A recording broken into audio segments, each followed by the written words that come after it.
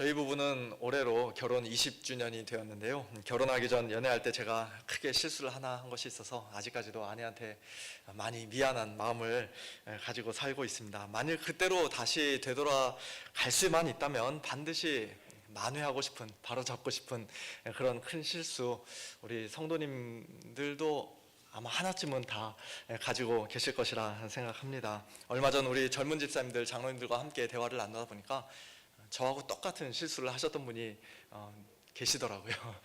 누구신지 잘 기억이 안 나지만 어쨌든 저의 그 실수가 무엇인가 하면은 결혼하기 전에 제가 제 아내한테 프로포즈를 정식으로 하지 않았던 것입니다. 예.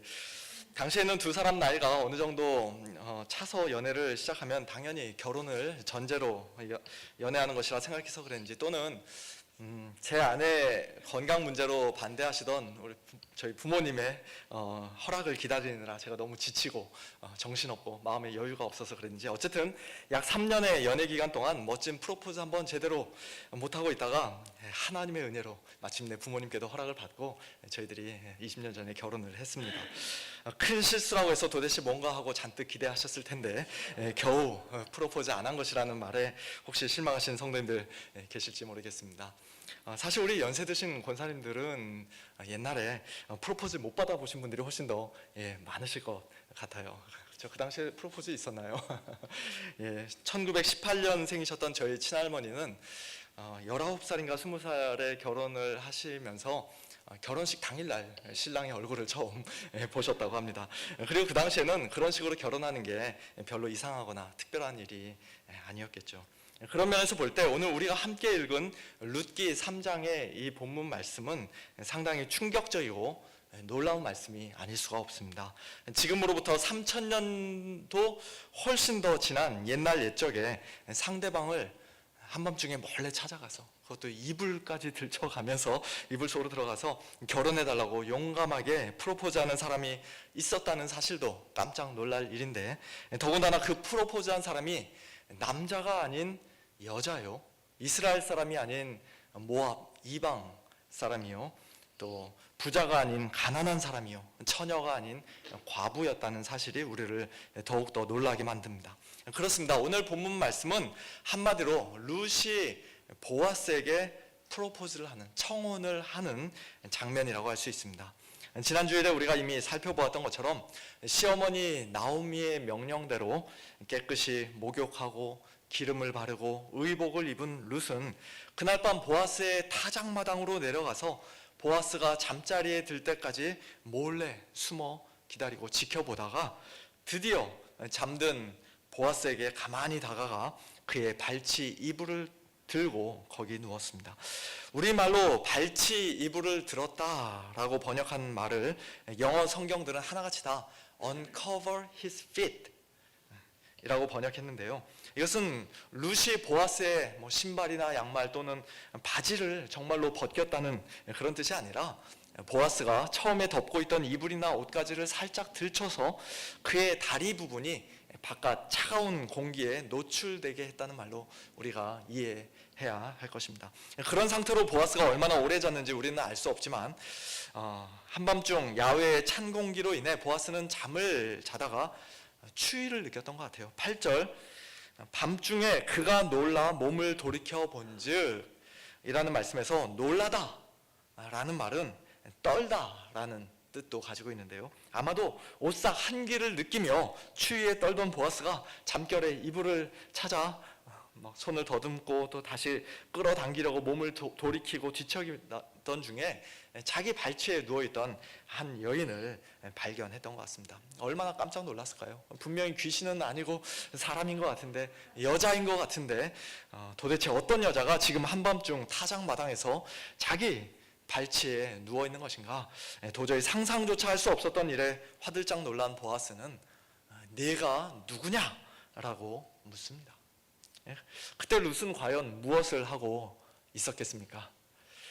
보아스의 발치에서 깜빡 잠이 들었다가 보아스의 말에 룻도 깜짝 놀라며 깨어 일어났을까요? 아마 그렇지는 않았을 것 같습니다. 룻은 보아스의 발치에 숨죽이고 가만히 누워있는 내내 너무 긴장이 되고 심장이 벌벌 떨려서 아마 한숨도 못 잤을 것 같아요. 어쨌든 내가 누구냐라는 보아스의 말에 룻은 즉각적으로 대답합니다. 나는 당신의 여종 루시온이 당신의 옷자락을 펴 당신의 여종을 덮으소서. 옷자락을 펴 나를 좀 덮어달라는 말이 도대체 무슨 뜻이겠습니까?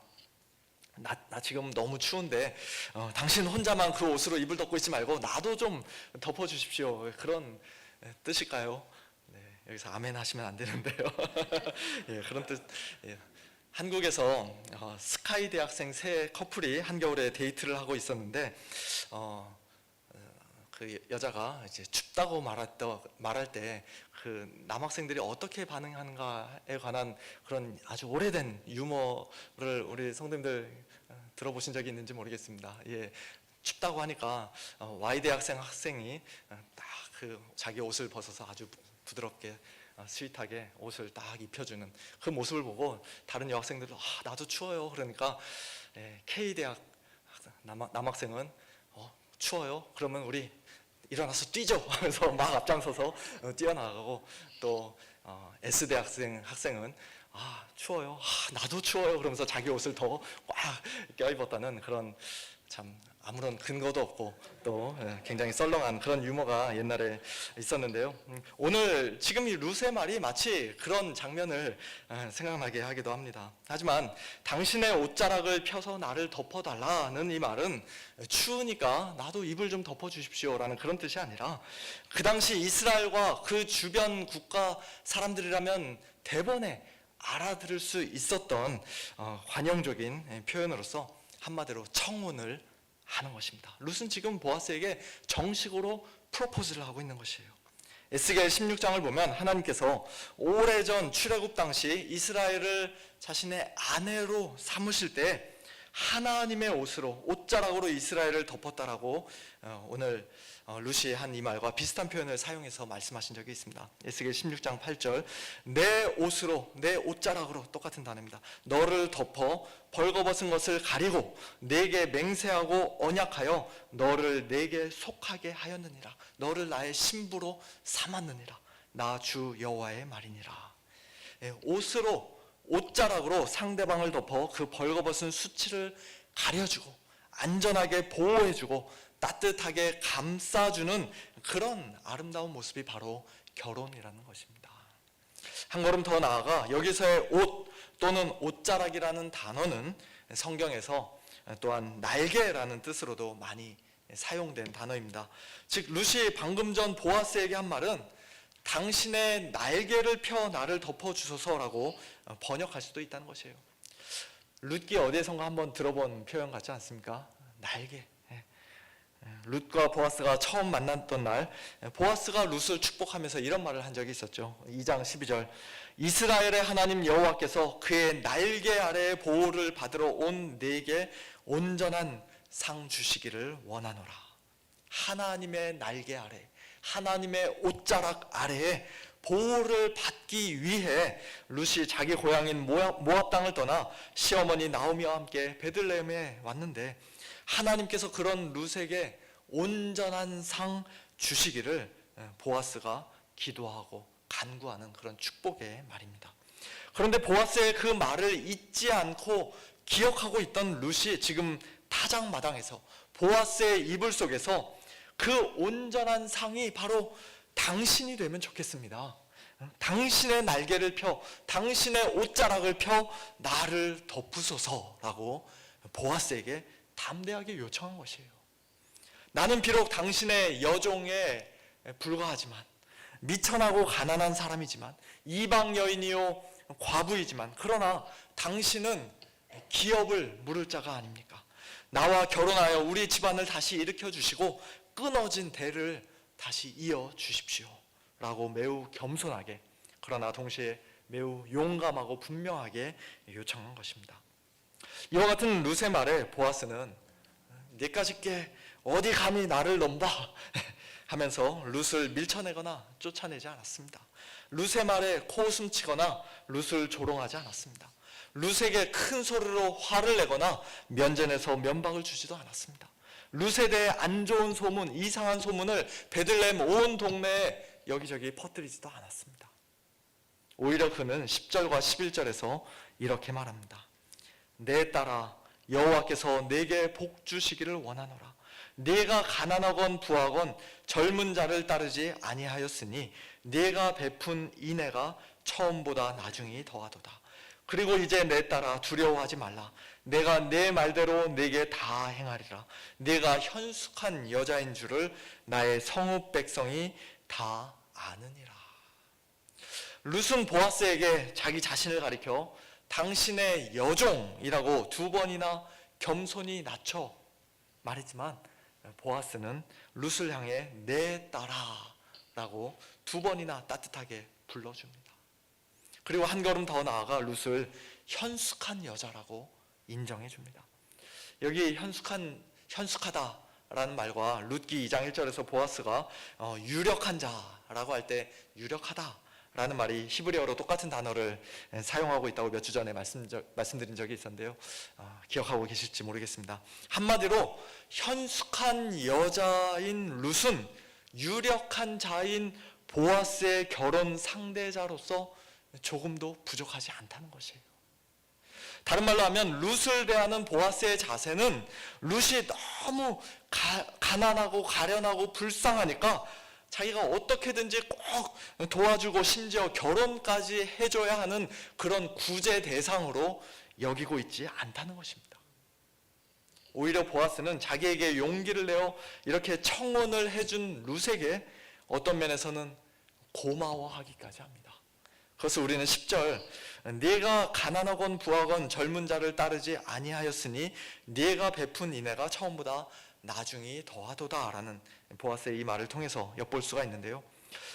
룻이 지난 두세 달 보아스의 밭에서 열심히 이삭을 줍는 동안 아마도 룻을 좋아하는 젊은 남자들이 많이 있었던 것 같습니다. 밭에서 같이 일하는 일꾼이든 아니면 옆집 동네 청년이든 젊은 남자들이 룻에게 호감을 가지고 다가왔고 심지어는 결혼하자고 청혼까지 했던 사람도 얼마든지 있었을 가능성이 있습니다.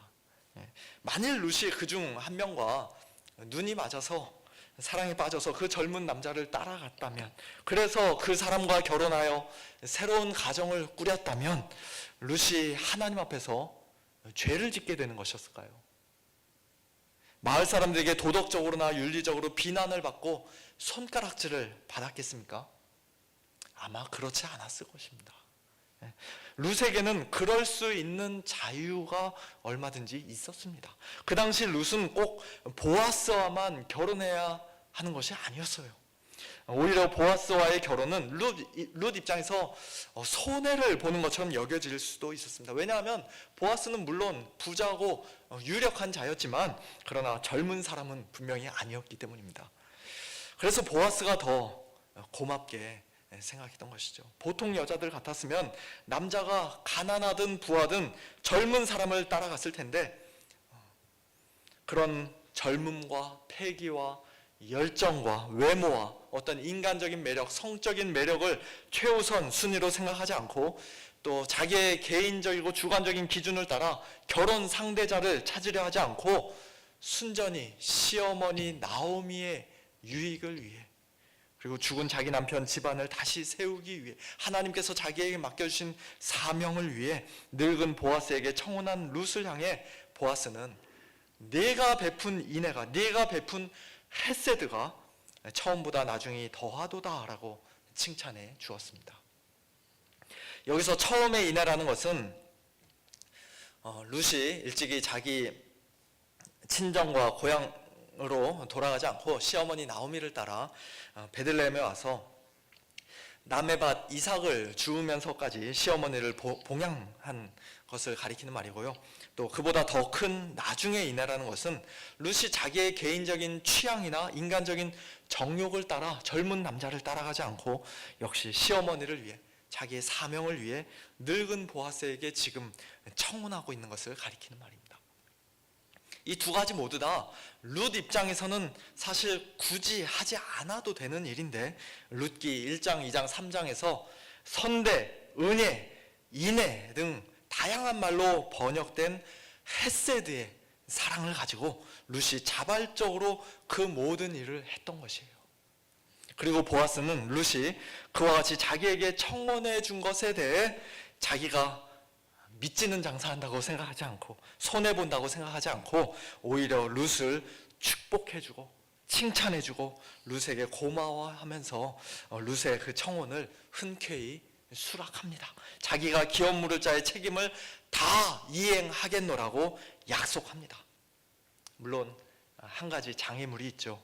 엘리멜렉 집안의 기업 물을 자로서 보아스보다 더 가까운 사람이 한 명 있기는 한데 날이 밝으면 당장 그 사람을 만나서 자기가 물어보겠노라고 보아스는 말합니다. 그래서 그 사람이 만일 기업 물을 자의 책임을 혹시 이행한다면 그 사람이 해야겠지만, 그러나 만일 그가 그 책임을 이행하기를 기뻐하지 않는다면 내가 기업 물을 자의 책임을 네게 이행하리라고 보아스는 살아계신 여호와 하나님의 이름으로 룻에게 맹세까지 해줍니다. 그리고 예고편으로 미리 살짝 말씀드리면 룻과 보아스 사이를 가로막고 있는 그 장애물은, 걸리적거리는 그 사람은 결국 자기 발로 떠나가고 문제가 잘 해결되어 룻과 보아스가 마침내 결혼에 꼴이 나게 되는 그런 장면이 룻기 4장에는 기록되어 있습니다. 지금까지 우리는 룻기의 클라이막스라고 할 수 있는 룻과 보아스의 한 이불 속 가슴 설레는 만남과 룻의 용감한 프로포즈 장면을 자세히 살펴보았습니다. 지난 시간에는 룻이 시어머니의 말씀대로 다 순종하는 모습을 통해 2000년 전 십자가에 못 박혀 죽으시기까지 하나님 아버지의 말씀에 온전히 순종하셨던 우리 예수님을 우리가 깊이 묵상해 보았었는데요.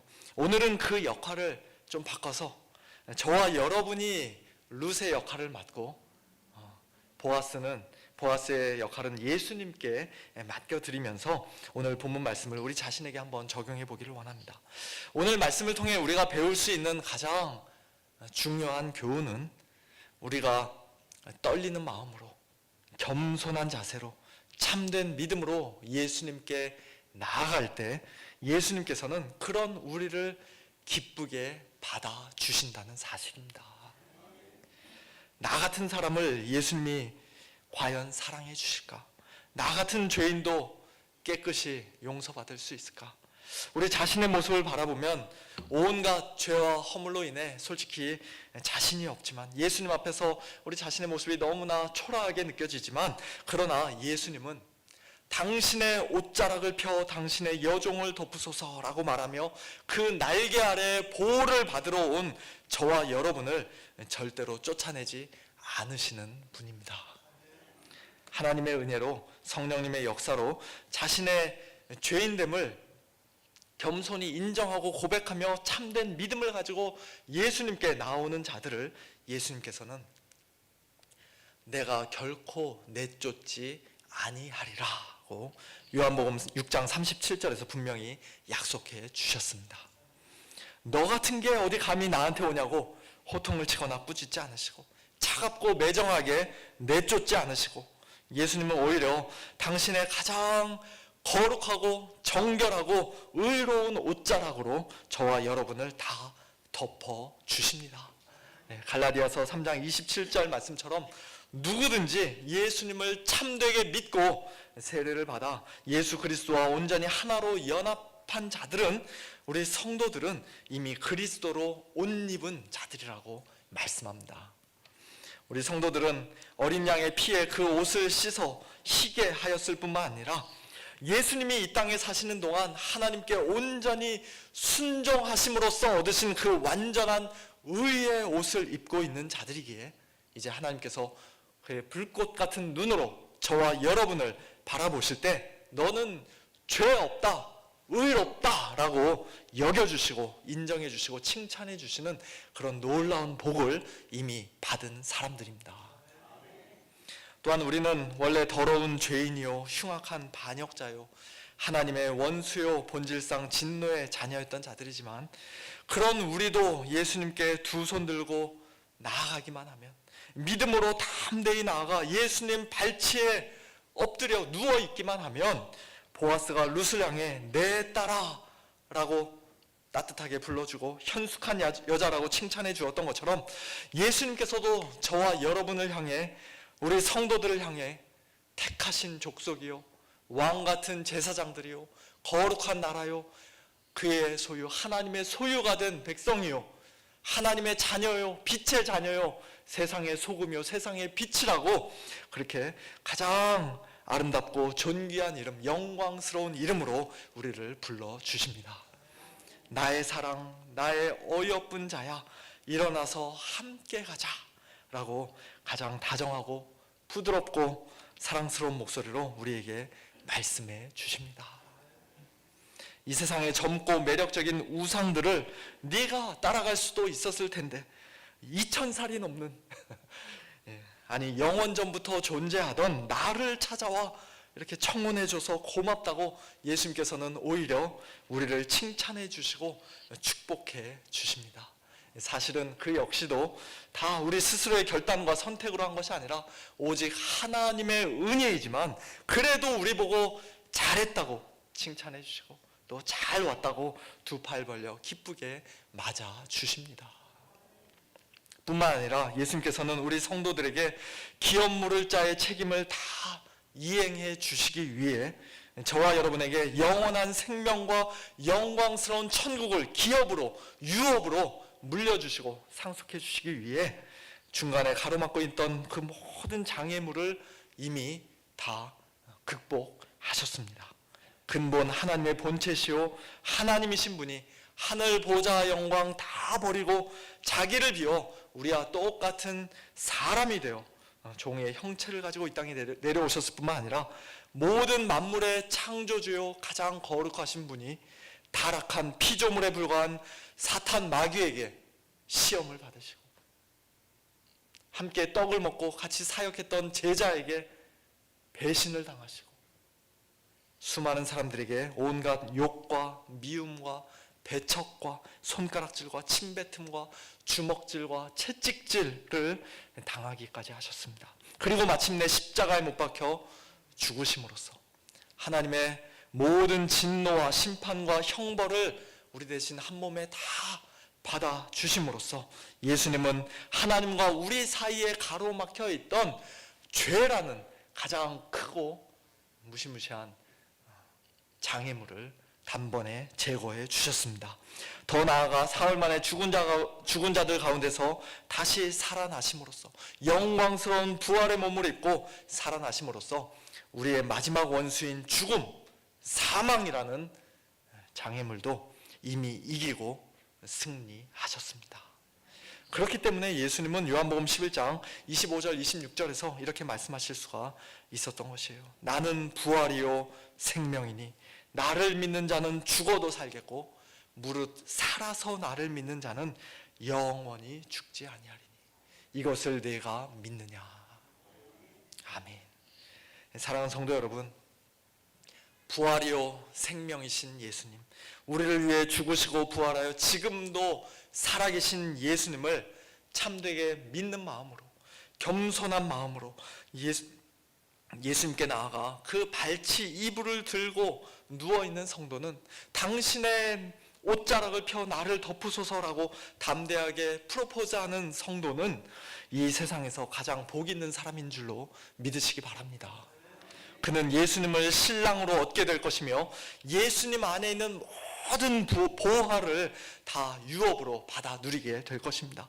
보아스가 얼마나 큰 부자인지 우리가 알 수는 없습니다만 예수님에 비하면 보아스는 아무것도 아니죠. 이 세상에서 제일 큰 부자라고 하는 테슬라의 일론 머스크조차도 또 지난주인가요? 지지난주 20억 달러의 당첨금을 받은 그 파워볼 1등 당첨자도 예수님에 비하면 아무것도 아닙니다. 하나님의 비밀인 그리스도 안에는, 우리의 신랑 되신 예수님 안에는 지혜와 지식의 모든 보화가 감추어져 있다고 골로새서 2장에서는 말씀합니다. 어디 지혜와 지식뿐이겠습니까? 우리를 향한 하나님의 변함없는 사랑과 죄사함의 은혜, 부활과 생명, 의와 거룩함, 참된 기쁨과 겸손, 성령의 9가지 열매와 풍성한 은사들, 시험을 이기는 능력과 피 흘리기까지 죄와 싸울 수 있는 용기, 시련을 끝까지 참고 견디는 인내, 형제를 향한 거짓 없는 사랑, 또 나에게 잘못한 자를 용서해 주되 7번을 70번까지라도 용서해 줄 수 있는 진정한 용서의 마음, 그 모든 것들이 다 예수님 안에 들어 있습니다. 제가 개인적으로 교제하고 있는 어느 선교사님께 며칠 전에 받은 글로 오늘 말씀을 맺고자 합니다. 그분이 보내주신 이메일에 간단한 영어 단어로 된 공식이 쓰여 있었습니다. good 마이너스 god은 zero고, zero 플러스 god은 굿이다. 그렇게 써 있더라고요. 무슨 뜻이겠습니까? 오자를 좀 영자처럼 쓰긴 했는데 세상에 아무리 좋은 것, 굿을 다 가지고 있다 할지라도 하나님이 없으면, god이 없으면 그것은 아무것도 아니라는 것이죠.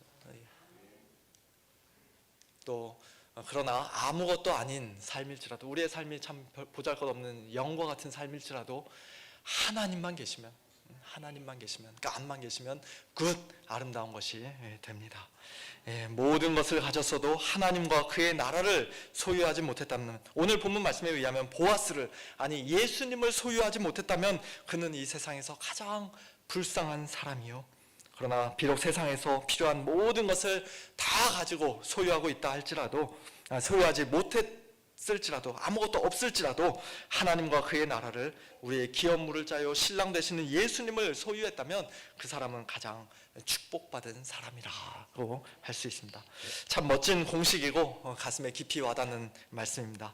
사랑하는 성도 여러분, 이 시간 우리 모두 믿음으로 예수님께 다시 한번 나아가기를 원합니다.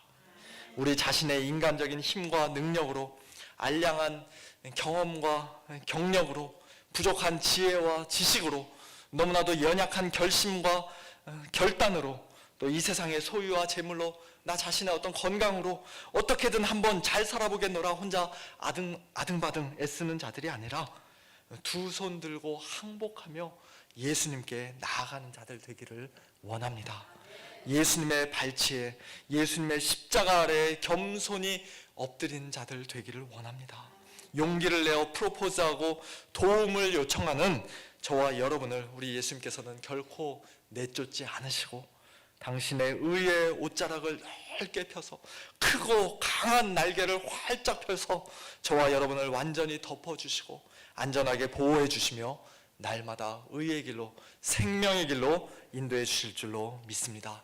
그와 같은 귀한 은혜가 저와 여러분 우리 모두에게 풍성히 넘치기를 예수님의 이름으로 축원합니다. 함께 기도하겠습니다. 하나님 아버지, 감사합니다. 한밤중에 보아스를 찾아가 용감하게 청혼했던 룻의 모습이 오늘 이 어둡고 캄캄한 세상에서 다시 한번 예수님께 나아가는 저희들의 모습이 되기를 소원합니다. 겸손한 마음으로, 그러나 동시에 주님께서 저희를 기쁘게 받아주시고 영접해 주실 것이라는 분명한 믿음과 확신 가지고 예수님 앞에 나아가는 저희 모두를 주님의 그 의의 옷자락으로 큰 날개로 덮으시고 품으시고 날마다 보호해 주시고 인도해 주셔서 오직 주님 안에서만 참된 기쁨과 평강과 안식을 누리는 저희 모두가 될 수 있도록 은혜를 베풀어 주시고 축복하여 주시옵소서. 모든 것을 감사드리며 우리의 기업물을 짜가 되시는 우리 주 예수 그리스도의 이름으로 기도하옵나이다. 아멘.